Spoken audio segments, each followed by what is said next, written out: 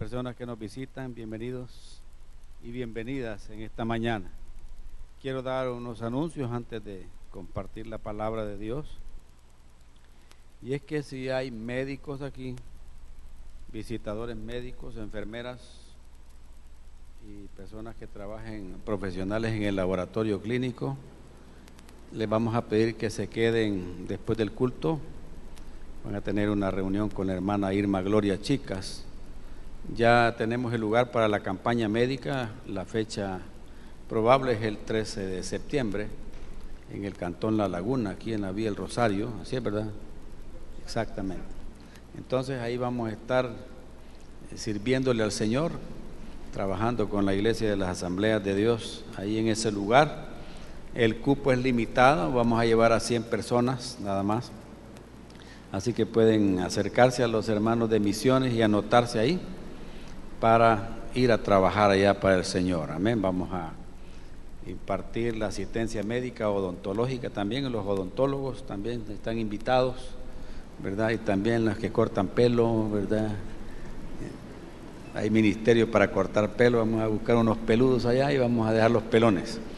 Entonces, todos los que quieran servir y poner sus dones al servicio de Dios ahí, pues pueden acercarse a la hermana Irma Gloria Chicas para anotarse. También desde ya vamos a estar recibiendo víveres, alimentos no perecibles que podamos llevar, ropa nueva en buen estado, porque a veces viene nueva y con problemas, ¿verdad? Nueva o usada, pero que esté en buen estado, calzado también. Todo eso vamos a llevar allá y vamos a estarlo recibiendo aquí.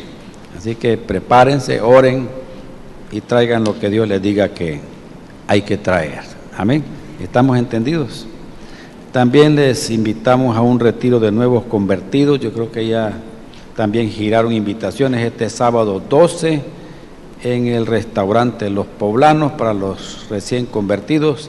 Desde las 2 de la tarde hasta las 7 de la noche tenemos un retiro con los hermanos. Y los hombres de Dios van al Centro de Rehabilitación Josué este próximo sábado y la hora de salida es a las 2 de la tarde. Espero que guarden esta hojita donde están las actividades y si no la tienen, por favor, ahí están las hermanas Sugieres en las puertas, ahí consigan uno de estos que ahí están la mayoría de estas actividades. Amén.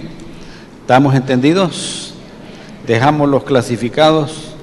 Bueno, vamos a orar para oír palabra de Dios. Inclinen su rostro. Amado Padre Celestial, en el nombre de Jesucristo, oramos con acción de gracias en esta mañana, Señor. Gracias por la confianza, la paz y la seguridad que solo la presencia de tu Espíritu Santo en nosotros puede darnos en estos tiempos tan difíciles en los que vivimos. Gracias porque tu sombra está sobre nosotros. Gracias porque nos sostienes de nuestra mano derecha y tu palabra dice que no nos vas a dejar caer. Gracias porque tú eres nuestra fortaleza. Gracias porque tú eres todo para nosotros. Por eso estamos aquí dándote el honor, la gloria, la honra y la alabanza solo a ti, Señor. Pedimos que el Espíritu Santo ministre a cada corazón hoy conforme a tus propósitos de paz y de bien que tienes para nosotros. Pedimos que te glorifiques en todo lo que vamos a hacer. Pedimos que bendigas a los niños y jóvenes que están en sus clases, a los hermanos que están en el discipulado, Señor, a las hermanas que están sirviendo en cafetería, a todos bendícelos desde los que están en sala cuna hasta los adolescentes. Bendice a cada maestro, a cada alumno, Señor, y que tu gracia sea con ellos. Bendice a los hermanos que están en los parqueos. Guárdalos de todo mal, Señor, y que tu amor se derrame en abundancia en cada uno de nosotros aquí en esta mañana, Señor. En Cristo Jesús oramos y te damos el honor y la gloria solamente a ti, Señor. Amén. Muy bien, busquen en sus Biblias, en el libro de Eclesiastés, van a buscar en el capítulo 7 la segunda parte del versículo 8.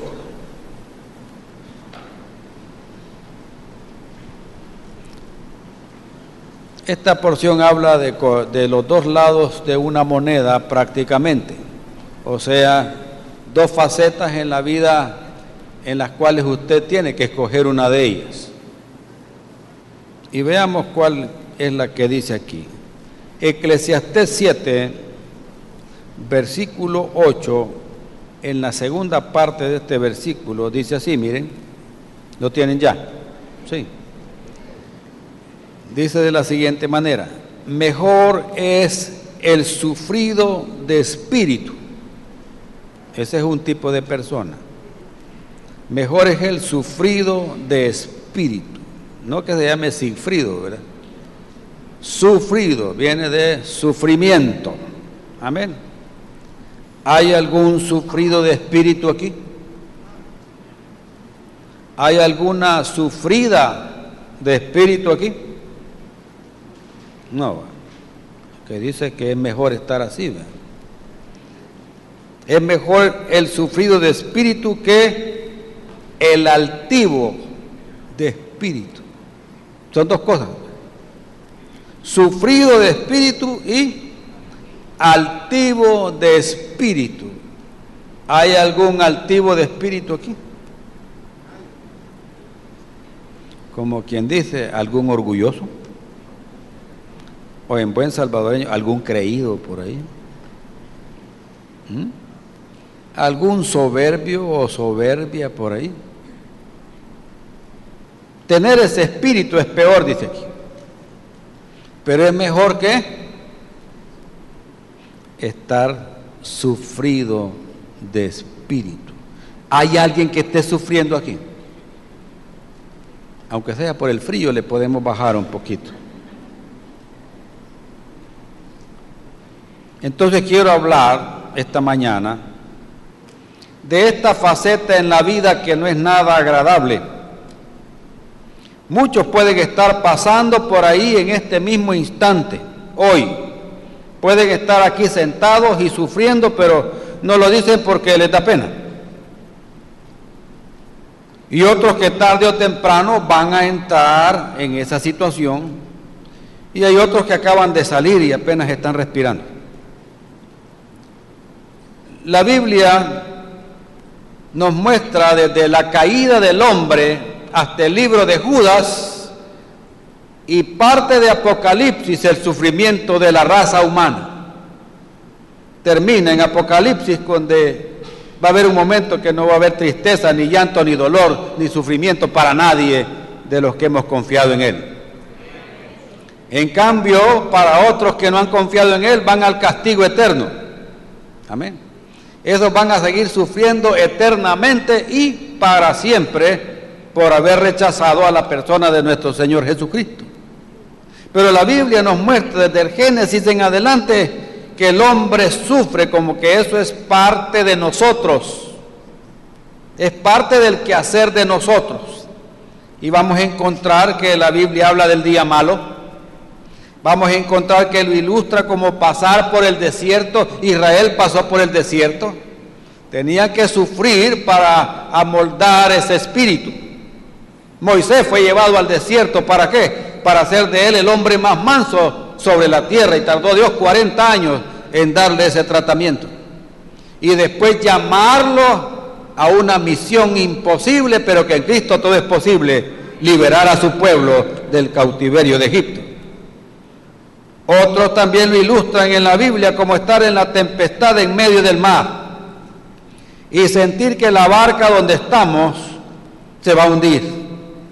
También lo ilustra como el hecho de que una nación extranjera los invada y los lleva cautivos, como aprendimos en la clase del domingo pasado con el imperio de Asiria que atacó el norte de Israel. Hace mucho tiempo, una joven de 30 años, muy devota de Dios, muy amorosa de Dios, que sintiendo un llamado de Dios para algo que que Dios quería que ella hiciera, y ante la oposición de su familia, porque no encajaba con las normas que había en ese tiempo, estaba tan mal y deprimida que en cierta ocasión le dijo al Señor y le preguntó a Dios qué iba a hacer de su vida. 30 años tenía ella y sentía que ella mejor debería morirse. Estaba en un estado de depresión terrible porque un grupo de su familia impedía que ella hiciera lo que ella sentía que Dios quería que hiciera, y le decía al Señor que mejor era que se muriera y que se la llevara si no iba a hacer ella lo que Dios quería que hiciera. Pero 60 años después, fíjense bien, aquella mujer que quería dejar de existir a los 30 años llegó hasta los 90 y dejó una huella indeleble en el mundo entero hasta este día. Y el día de su cumpleaños hay una celebración en todo el mundo, porque esta joven, que ni siquiera decidió casarse y formar una familia por hacer la voluntad de Dios, a fin de cuentas se dio cuenta, valga la redundancia, que no era el hecho de Dios de que ella tenía que morirse a los 30 años, a la fecha que ella quería morirse. Job, en el capítulo 3, versículo 3, ante su sufrimiento, él dice que estaba deseando que no existiera el día de su nacimiento. Estaba tan frustrado de tanto que sufría que no quería eso. Esta mujer a los 30 años también quería morirse y no se imaginaba lo que Dios iba a hacer en el transcurso de su vida hasta llegar a los 90 años. Es la señorita Florence Nightingale. Ya han oído ustedes hablar de ella, la pionera de la enfermería moderna. El ángel de Crimea también le llaman así, porque en esa guerra ella fue muy usada por Dios. El ángel de la lámpara le decían en el hospital, porque en la madrugada salía con una lámpara a ver a todos sus pacientes que estaban ahí sufriendo por el dolor. Me imagino que al llegar al final de su vida, a los 90 años, se debe haber acordado cuando tenía 30 años y quería dejar de existir. Y debe haber dicho: caramba, si hubiera tomado alguna cosa, si me hubiera puesto la soga al cuello, si me hubiera pegado un balazo en la sien, no se hubiera hecho todo esto. Dios no hubiera hecho todo esto. Pero gracias a Dios que ella supo hacer la voluntad de Dios.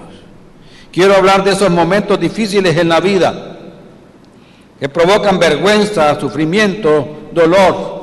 Y quiero que aprendamos a salir de esto, que aprendamos a buscar la ayuda correcta y a madurar en nuestra vida espiritual como hijos de Dios en medio de las dificultades.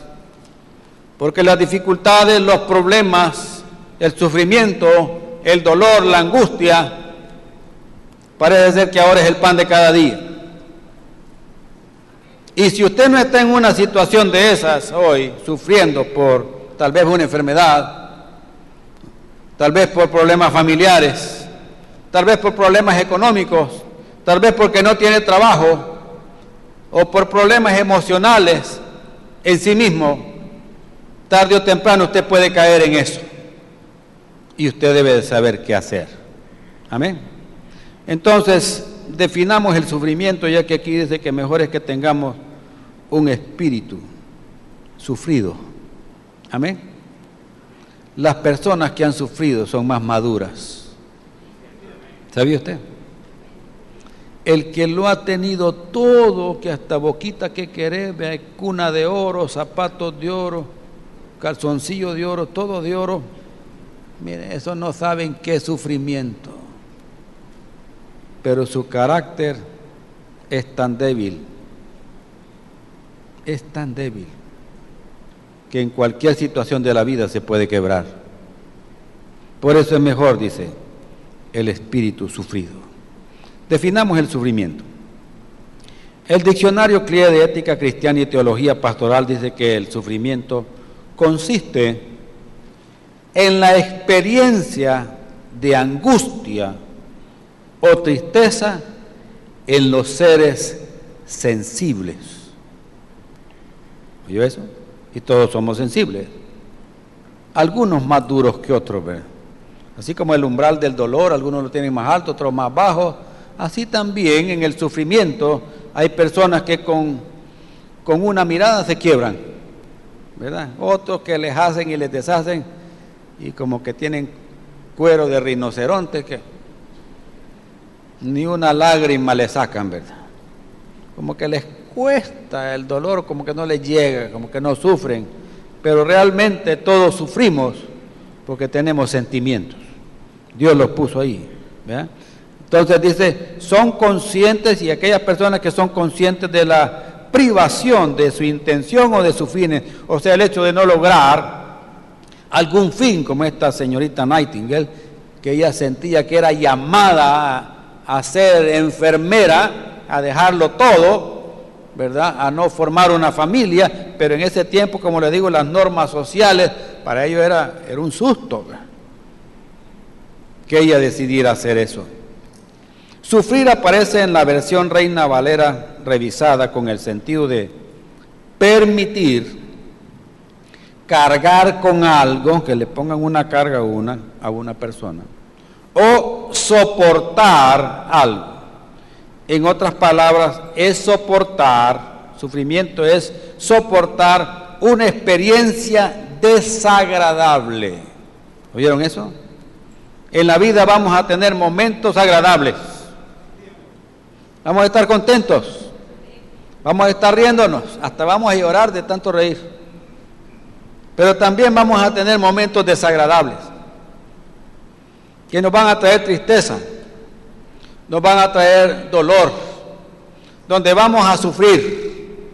Amén. Y más aquellos a quienes directamente viene el caso a afectarnos. Y en el Nuevo Testamento el verbo que se usa comúnmente se escribe pasio en el griego, y aparece 42 veces en el Nuevo Testamento y 20 veces en la versión Septuaginta, que es de la más antigua. Su significado básico es el de experimentar, como que estamos probando, ¿va?, como que nos están probando. Y el apóstol Pedro dice que nuestra fe va a ser probada. ¿Oyó eso? Si usted dice que tiene fe, Dios dice, vamos a ver si es cierto. Porque todos tenemos una medida de fe. Amén. Unos tenemos poquito, otros más o menos, otros tenemos bastante. Y ahí Dios viene tratando con nosotros para que nuestra fe, ¿qué?, crezca. Y usted sea un gigante en la fe. Usted sea una gigante en la fe. Que cuando vengan las dificultades, los problemas, la adversidad, usted se mantenga firme. ¿Oyeron eso? Usted esté firme, parado en la roca eterna que es Cristo. El significado básico de esta palabra es el de experimentar, pero en la literatura griega se usa exclusivamente por y para las experiencias desagradables y aflicciones que vienen a la vida. Amén. Muchas veces hemos estado afligidos, muchas veces hemos estado tristes. La depresión puede tocar a la puerta de nuestra vida, pero podemos levantarnos delante de esas cosas. Amén. ¿Sabe que el problema del sufrimiento ha sido un quebradero de cabeza para el hombre? Especialmente para aquellos que piensan mucho. ¿Sabe quiénes son los que piensan mucho? Los filósofos. Ellos andan buscando la sabiduría, ¿verdad? Desde tiempos antiguos ellos están queriendo averiguar por qué es que el hombre sufre, cuál es el dilema del sufrimiento. Y les vamos a pedir que apaguen sus teléfonos, por favor.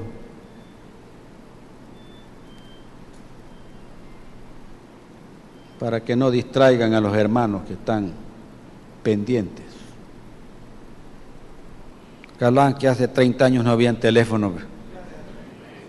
Íbamos al baño tranquilos. Hoy estamos en el baño. ¡Ring! ¿Aló? Estamos bañándonos. en el baño, ¿aló? Porque hoy hay los hacen que se mojan y no se arruinan. Como que estamos atados a eso hoy. Así es el diablo. Está viendo cómo la agarra uno. Se envicia de eso. Gente que no sale de su casa si no es con el teléfono. Prefieren dejar al marido, pero el teléfono no. Ese es un anuncio, es un comercial, ¿no? Seguimos con el dilema del sufrimiento, ¿verdad? Ahí estamos. Y uno de aquellos famosos filósofos epicúreos dijo esto, mire este griego, y oiga bien lo que él dijo, y quedó escrito: si Dios desea evitar el sufrimiento, pero no puede, entonces es impotente. ¿Oyeron eso? ¿Sabe que esa es una blasfemia? Porque Dios es omnipotente, Él todo lo puede. Amén. Incluso Él dice que cuando estemos en una prueba, Él nos va a dar la salida y nos va a dar la fuerza y no nos va a poner una carga que no podemos llevar, dice la Biblia. Amén. Pero este hombre dice, como eres un impío, ¿verdad? Si Dios desea evitar el sufrimiento, pero no puede, entonces es impotente. Si pudiera evitarlo y no lo hace, entonces es malvado. Y yo le digo, Dios no es malvado, Dios es bueno y para siempre es su misericordia. Y después dice, y si tiene ambas cosas, el deseo de evitarlo y el poder para hacerlo, él se hace una pregunta: ¿de dónde viene entonces el mal? Pues? ¿De dónde viene el sufrimiento? ¿De dónde vienen los problemas y las dificultades? ¿Por qué sufrimos? La pregunta no es por qué sufrimos, ¿verdad?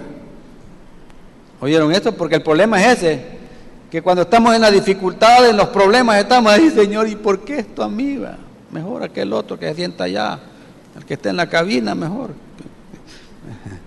Están distraídos, no saben que están ahí.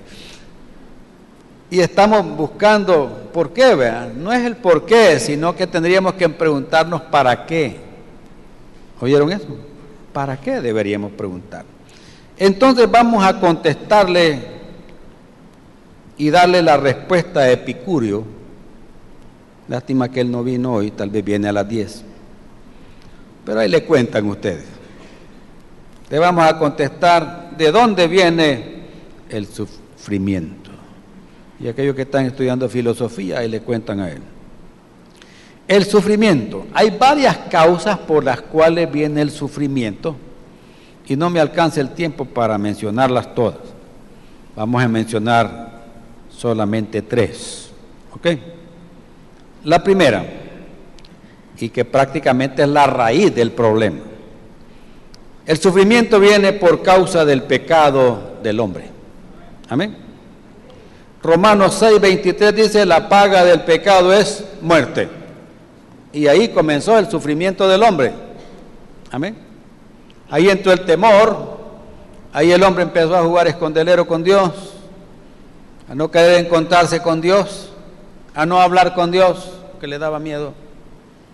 Ahí empieza el hombre a sufrir y sigue sufriendo hasta el día de hoy, porque quiere. Pecar es errar el blanco, es equivocarse, es desviarse, es salirse del camino. Eso es lo que significa pecado. En otras palabras, por causa de nuestro mal vivir, nosotros sufrimos las consecuencias. ¿Oyeron eso? Por nuestras conductas equivocadas, por nuestro mal proceder, tenemos que pagar las consecuencias. Si entramos al alcoholismo, a las drogas, el adulterio, cualquier tipo de perversión, homicidio, problemas emocionales, celos, ira, si somos pleitistas, todo eso va a afectarnos y va a traernos una cosecha con un fruto ácido o amargo. Tenemos el ejemplo del rey David. A pesar de ser un hombre conforme al corazón de Dios, ¿sabe qué significa eso? Que era un hombre que estaba dispuesto a hacer lo que Dios quería que hiciera. Eso significa. No significa que era perfecto, sino que él quería hacer lo que Dios le dijera que hiciera. Si Dios le decía, hacete para acá, él se hacía para acá. Si le decía, date para allá, él se iba para allá. Y si no le decía nada, él hacía muchas veces lo que él quería. Y ustedes saben que este hombre, llamado el dulce cantor de Israel en la Biblia, en un momento fue un adúltero, en un momento fue un mentiroso, en un momento se convirtió en un asesino. Amén. Y después de estar en la gracia de Dios, cayó en la desgracia. Y para colmo, miren, estaba tapando sus pecados, queriendo tapar el sol con un dedo. Y usted sabe lo que pasó después. Al final ese pecado fue descubierto porque Dios así lo quiso. El que oculta su pecado no prospera. Pero el que se arrepiente y lo confiesa alcanza, ¿qué es? La misericordia de Dios, dice la Biblia. La primera causa, el pecado del hombre. La segunda causa, Primera de Pedro 2. Busquen Primera de Pedro.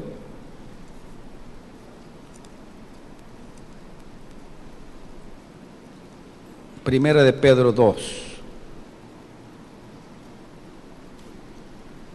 Versículo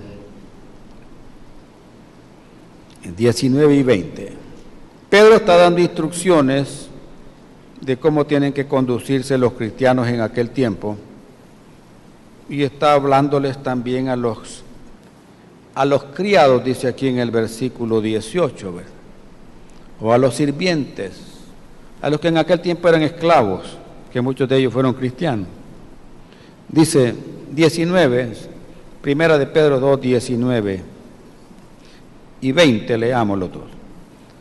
Porque esto merece aprobación si alguno, a causa de la conciencia delante de Dios, sufre molestias, padeciendo ¿qué? Injustamente.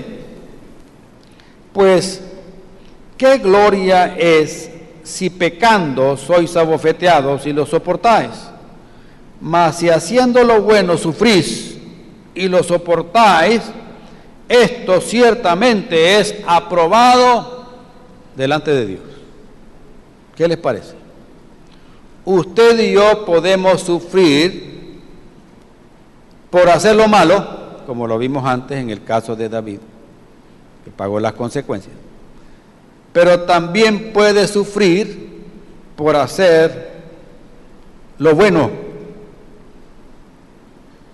Hace algunas semanas atrás surgió un comentario en esos muros de las redes sociales, donde alguien expresó, bueno, ¿cómo es posible que ahora maten a alguien por hacer lo correcto? ¿Qué tiene más mérito o qué tiene de mérito? ¿Que a usted lo mataran porque estaba haciendo algo malo? Se estaba saltando el muro de la casa de su vecino y allá arriba, mire, conectaron el alambre razor y usted quedó asado ahí. Y el anuncio en la iglesia, el hermanito aquel que se sienta ahí, quedó asado y se metió por el tapial. Bueno, y que no tenía puerta a la casa del vecino. ¿Cómo no? Pero es que era en la madrugada. A saber qué andaba haciendo. Andaría quitando goteras quizás a esa hora. Quería atrapar a algún gato que no lo dejaba dormir, o él era el gato quizás. Pregunto. ¿Qué le parece? ¿Es correcto que usted ande en la casa del vecino a esa hora pasándose por el tapial? ¿Verdad que no? No es congruente eso, ¿verdad? Ni a esa hora, ni a cualquier hora. ¿Oyeron eso? No vayan a salir, como el hermano dijo en la madrugada, pues hoy voy a ir más temprano. No. O me voy a meter en el día, a plena luz del día. No, tenga cuidado. No estamos hablando de la hora, sino que del hecho. Amén.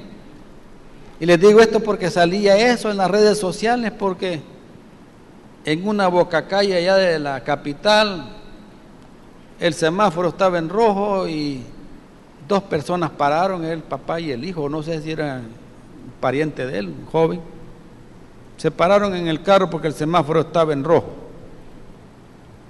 Y los que estaban atrás, llegaron un carro atrás y empezó a pitarles para decirles, ellos me sigan, hombre, si no hay nada, ni un carro aquí, no viene ni un carro allá, ni aquí tampoco, dele. Y va de pitarle y hostigándolos. Y viene el motorista que estaba aquí y le hace así, ¿va? ¿Se han fijado que le hacen así a uno? ¿Saben qué significa esto? Pase por encima, pues póngale un retrocohete ahí, pase encima de nosotros si quiere, pero nosotros no vamos a pasar el rojo, vamos a esperar el verde. Ese es el mensaje. Entonces vienen esta gente, retrocede y agarra el carro, pasa por la izquierda y agarran a balazos a las dos personas. Uno de ellos murió y el otro está herido. ¿Qué les parece eso?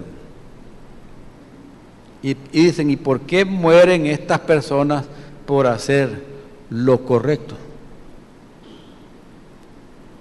Delante de Dios eso tiene mérito. Amén. Es mejor morir haciendo algo bueno que haciendo algo malo. Es mejor sufrir por hacer lo que es correcto, lo que es bueno, y no sufrir por lo que es malo. ¿Oyeron eso? Pero ¿quién decide, pues?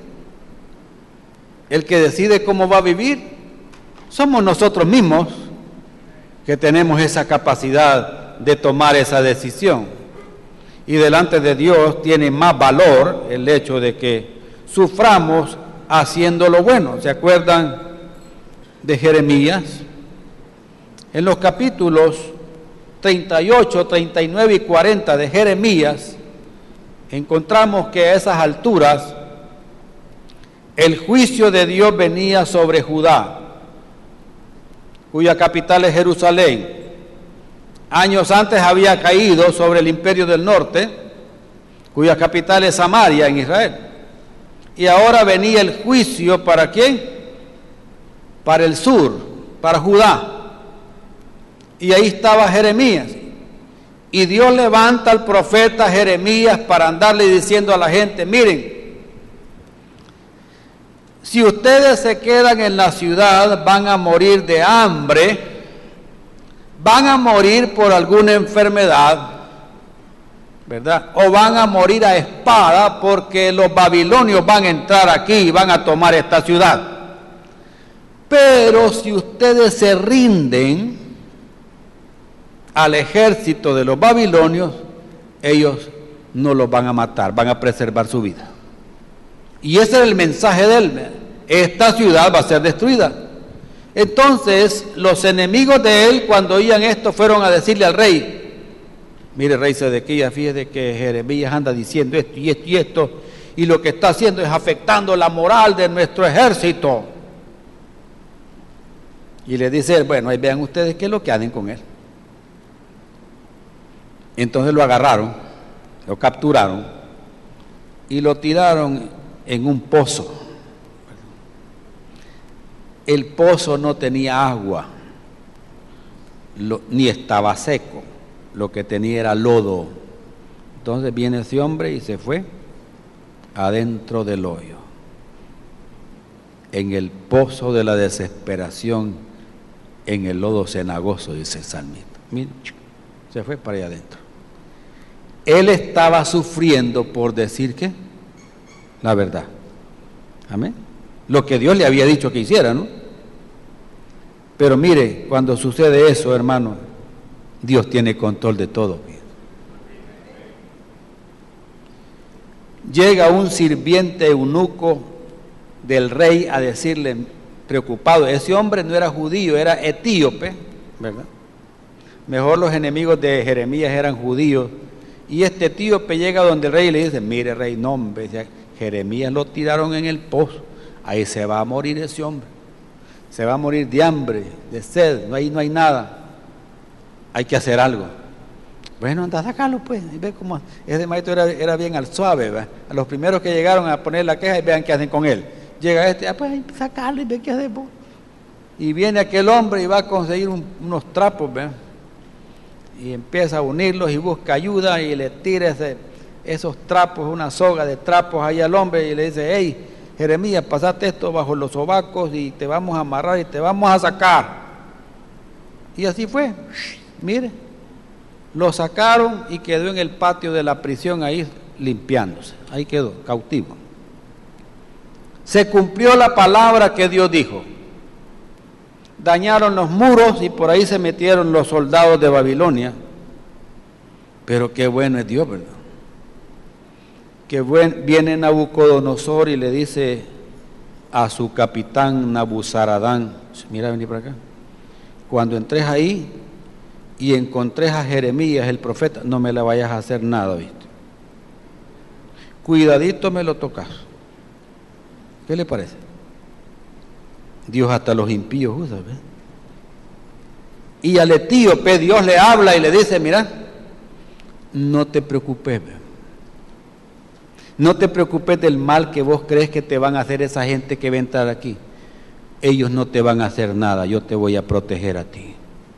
¿Qué le parece, hermano? Es que Dios tiene control de todas las cosas. Amén.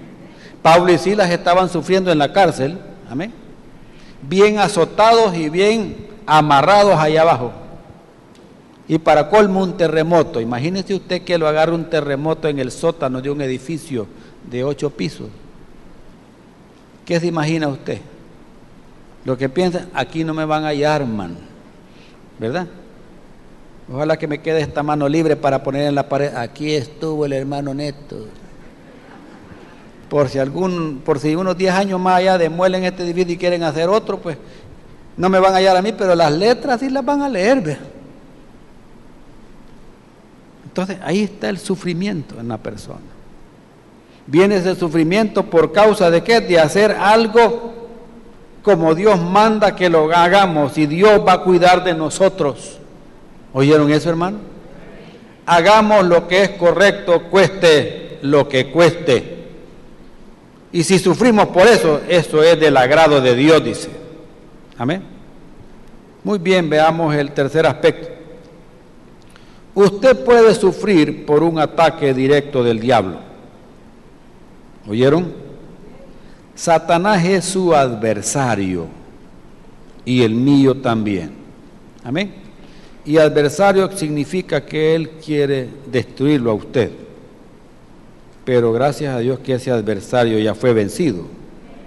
Sus obras fueron deshechas. Y aparte de eso, ese adversario tiene un límite. Si él quiere hacernos algo, tiene que hacerlo con el permiso de Dios. ¿Se acuerdan lo que le dijo Jesucristo a Pedro? Mira, Pedro, Satanás me ha pedido que le dé chance para zarandearte a vos, papito. ¿Qué le parece?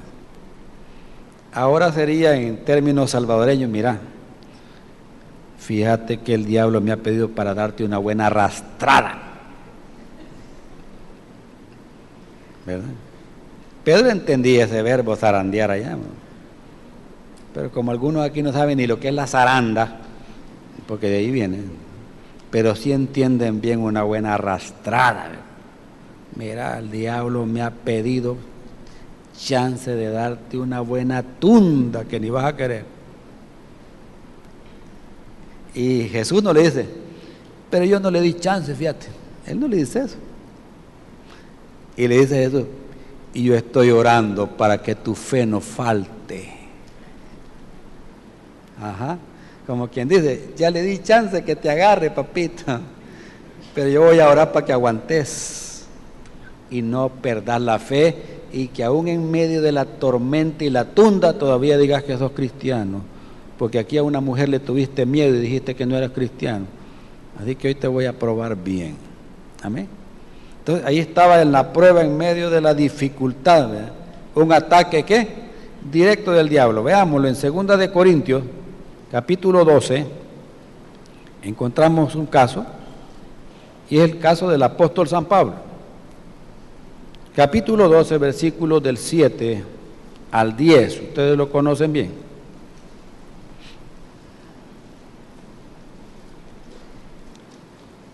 Y aquí encontramos la causa, miren, fíjense bien, subrayen esto. Segunda de Corintios capítulo 12. Voy a pedirle a estos niños que no estén jugando, por favor, si no los voy a mandar a las clases. Aquí no se viene a jugar, por eso están las clases, para que jueguen. Atención, Ujieres, por favor. Los niños que no estén haciendo aquí lo que deben hacer, se los llevan allá a sus clases, por favor. Por eso todo lo tenemos en orden. Si quieren hablar, allá pueden ir a platicar. No distraigan a sus padres, ni a los que están atrás, ni a los que están adelante, y por eso nadie se sentó adelante. Les voy a pedir ese favor. Segunda de Corintios, capítulo 12. Versículo 7, ¿lo tienen ya? Miren lo que dice.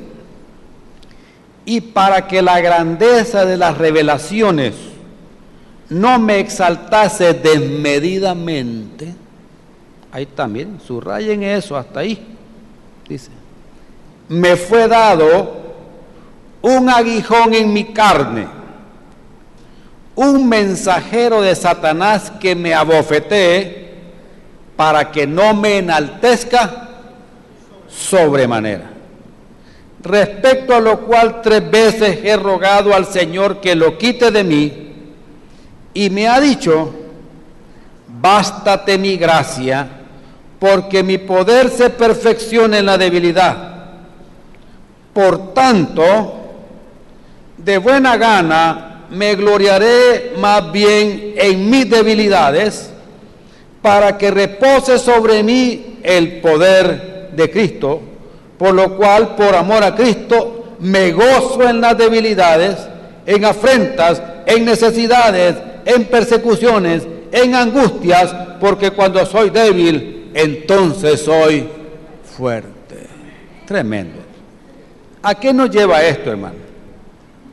Óigame, esto nos lleva a lo que leímos al principio, que mejor es el espíritu sufrido, ¿verdad?, que aquel espíritu que se enaltece.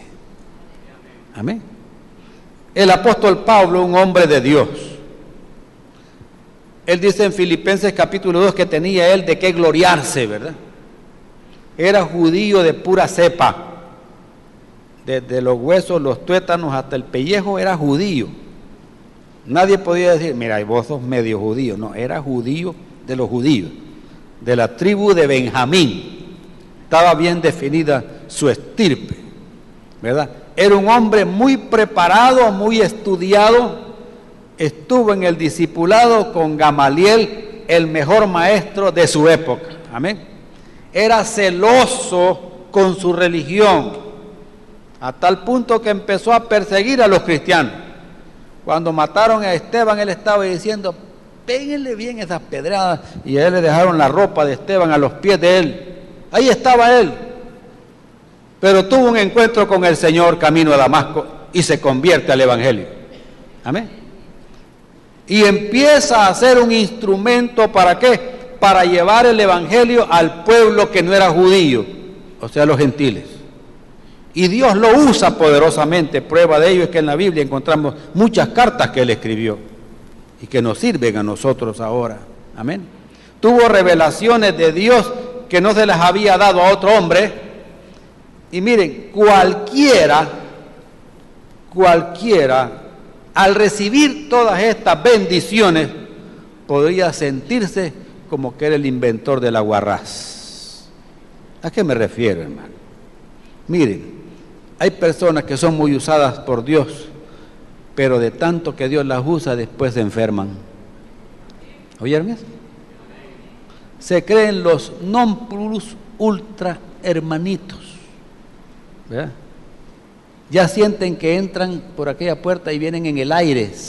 Todos los demás vienen por el piso, pero él viene en el aire, hermano. Y sube aquí, mira, así, en el aire, ¿verdad? ¿Entiendes? ¿Verdad? Porque es el ungido, ¿verdad? Todos los creyentes hemos sido ungidos por Dios, porque el Espíritu Santo está en nosotros, ¿verdad? Entonces, y creen que porque una vez oraron y se sanaron una gente, y qué bárbaro lo que hice. No, si nosotros no sanamos a nadie. ¿Oyeron eso? No, hombre, si que hace los milagros es Dios, pues. Pero de repente el diablo les da cuerda. Mira lo que hiciste, qué bárbaro.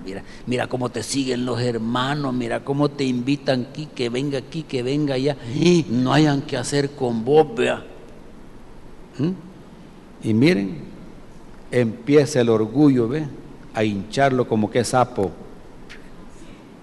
¿verdad? El orgullo y la vanidad, miren, se meten. Y ya después, ya no es el ministro, sino que es el ídolo de las multitudes, ¿verdad? Y cuidado con los ídolos, ¿verdad? Ya cayó un ídolo allá en Brasil, ¿verdad? ¿Verdad que sí? ¿Ya se fijaron? Ya cayó un ídolo. Ya no va a jugar. ¡Ay, ya perdimos! Lo siento por los brasileños. Y viene el ataque, ¿verdad?, a este hombre. Y Dios permite que un demonio empiece a perturbarlo. Un mensajero ¿de quién? Del diablo. Y se lo manda para que no se le olvide, ¿verdad?, que el que obra poderosamente en él es Dios. Eso no es cuestión de él. Amén. Algunos creen que era una enfermedad que él tenía en los ojos. Otros creen que se refiere a todo lo que él sufrió, porque en estas cartas pues también él describe todo lo que sufrió, ¿verdad?, que fue azotado varias veces con vara, que lo dejaron medio muerto en un basurero fuera de la ciudad, que creían que estaba muerto y lo fueron a tirar ahí, y ahí se despertó y se levantó y se metió a predicar otra vez. Había vivido un montón de naufragios, estuvo a punto de morir ahogado, ¿verdad? Y querían matarlo. ¿Qué es lo que no le querían hacer? Yo creo que todas esas cosas Dios las permitía para que él no se sintiera, miren, el super evangelista Saulo de Tarso. Amén. Y ustedes por eso se fijan que en las banners ponen, nos visita el evangelista, y las letras así de grandes. Y Jesucristo ni se menciona ahí, ¿verdad? Ese es el problema hoy, fíjense. Yo me acuerdo hace muchos años, ¿verdad?, que allá por la Juan Pablo II, cuando se podía pasar por ahí, ¿verdad?, yo tengo siglos de no pasar por ahí, había uno de esos anuncios panorámicos que ponen en esas torres o en las azoteas de los edificios, y estaba un reconocido pastor así, invitando a toda la gente. Iban a tener una actividad y que no sé, y conocido. ¿Saben qué? Después cayó en adulterio. Todos los ídolos, miren, tarde o temprano caen. ¿Oyeron eso? Gracias a Dios que aquí en la iglesia no tenemos ídolos. Aquí el ídolo de las multitudes es Jesucristo. Amén. Y a Él adoramos, a Él le servimos. Por eso usted, cuando yo no estoy, usted viene al culto, ¿va? No me estén afligiendo. Pues con unas partes así, el pastor no está, pues no voy. ¿Cómo que a uno lo vienen a ver? Pues si quiere verme a mí, le voy a regalar una foto, con tal que no sea brujo ni bruja. ¿Me explico? Pero aquí venga, porque la persona que va a estar aquí trae palabra de Dios. Sea peludo, pelón, gordo, flaco, negro, blanco, amarillo, rojo, quien sea, el que esté aquí le va a traer palabra de Dios. Y usted traiga la Biblia, si yo no estoy, tráigala y vea si es cierto y anote. ¿Vea? Y cuando venga usted me dice, mire, ese maestro dijo lo que no era, pues no lo invitamos otra vez. No lo ponemos otra vez. Amén. Pero así tiene que ser. Un ataque directo al diablo, un aguijón en la carne, un mensajero de Satanás, para que lo abofetee con tal de que no me enaltezca en mi espíritu, no me llene de orgullo, de soberbia. Y la actitud espiritual de él es que en medio de esa situación, él iba a gozarse de cualquier dificultad. ¿Oyeron eso? Cualquier problema él iba a gozarse, porque en medio de esa dificultad y ese sufrimiento y esa debilidad, Dios lo iba a levantar con poder para gloria de su nombre. Amén. De eso se trata. Ya ve que por algo sirven los problemas. Miren, el reino del norte, Israel, cayó porque eran idólatras, ¿verdad? Y los asirios los invadieron. Judá cayó después, unos años después, como dice Isaías capítulo 2. Vamos a leer eso, aquí lo tengo marcado para que lo leamos. En Isaías capítulo 2, busquen ahí, y van a ver por qué cae también el reino del sur, Judá. Y esto tiene que ver con lo que estamos diciendo. Isaías capítulo 2, versículo 11 y 12, miren. Isaías 2, 11 y 12. Aquí vemos la caída de Judá. Dice, la altivez de los ojos del hombre será ¿qué? Abatido. ¿A dónde se ve la altivez? En los ojos. ¿Cómo lo ven a uno así? Mire, se acerca alguien, mire que, ¿y usted quién es? Como que lo vuelven a ver así, ¿y usted qué onda? ¿Qué quiere? Como que dice, ¿usted qué viene a hablar conmigo si usted es de otra categoría? Y dice, la altivez de los ojos del hombre será abatida y la soberbia de los hombres será humillada. Y Jehová solo será exaltado en aquel día, porque día de Jehová de los ejércitos vendrá sobre todo soberbio y altivo, sobre todo enaltecido, y será ¿qué? Abatido. O sea que va a morder el polvo. Porque todo lo que sube tiene que bajar. Y entre más alto está el platanazo, mire, duele más, ¿verdad? Y por eso en Proverbios 23 dice, el altivo será humillado, pero el humillado será enaltecido. Amén. Y vamos casi terminando ya. Tercera parte. ¿Cómo vamos a vencer en el sufrimiento entonces? Ya vimos de dónde viene el sufrimiento. Ya vimos lo que significa el sufrimiento. ¿Cuál es el camino de la victoria sobre el sufrimiento? ¿Cuántos están sufriendo hoy? Oren por el hermano William. Solo él dijo a mí. Como quien dice, los demás no sufren, solo nosotros sufrimos. Los demás no sufren. Qué galán, veo. Jesucristo nunca dijo, miren, esta es la llavecita para que no sufra. O tómese esta pastillita, Sufrifin. Una sola dosis, 500,000 miligramos, ¿verdad? Y se le acabó su problema. Él no dice eso. Pero la Biblia nos muestra el camino de la victoria en el sufrimiento. Y se lo voy a decir hoy. Anótelo ahí, con letra de molde. El camino para vencer el sufrimiento es hacer la voluntad de Dios. ¿Oyeron eso? No es evitar el sufrimiento, aunque usted trate de evitarlo, mire, le va a llegar de una u otra forma. El ejemplo más grande es Jesucristo. 800 años antes que Él naciera, ya Isaías en el capítulo 53 estaba declarándolo a Él como el siervo sufriente. ¿A qué venía Él? A sufrir. Amén. A sufrir. No había nacido y ya estaban sufriendo porque no hallaban dónde tenerlo. Y después nació y Herodes quería, mire, matarlo. Era un niño indefenso. Y él, estando en el huerto del Getsemaní, dijo, Dios mío, si tú quieres, pasa de mí esta copa. Como que dice, mira, si hay otra forma de poder salvar a la humanidad de sus pecados, búscamela por ahí, pero él sabía que no había, porque le dio. Pero si no, que se haga tu voluntad. Amén. Y porque Él se sometió a hacer la voluntad del Padre, Él fue glorificado, Él resucitó, está sentado a la diestra del Padre, y Él salva a todos los que creemos y confiamos en Él, y Él viene a traernos. Gloria a Dios. Mire, todo lo que se logró, ¿por qué? Por hacer la voluntad de Dios, por sufrir un instante de tiempo aquí en la tierra, logró una gran bendición para todos.